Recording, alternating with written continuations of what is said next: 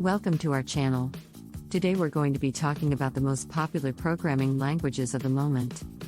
These languages are widely used by developers all around the world and are in high demand by companies of all industries.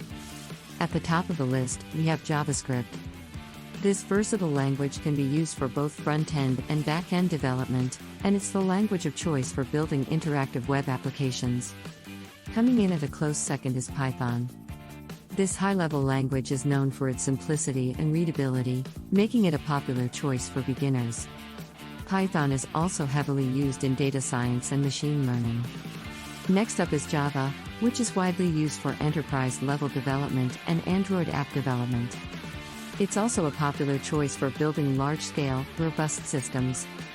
In fourth place is C#, a language developed by Microsoft that is often used for building Windows desktop applications and games.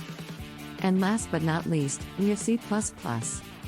This powerful language is often used for system and application development, and it's the foundation for many other languages.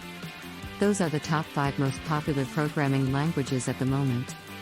Of course, the popularity of languages can change over time, but these are currently the ones in high demand by companies and developers alike. Thanks for watching and stay tuned for more programming content.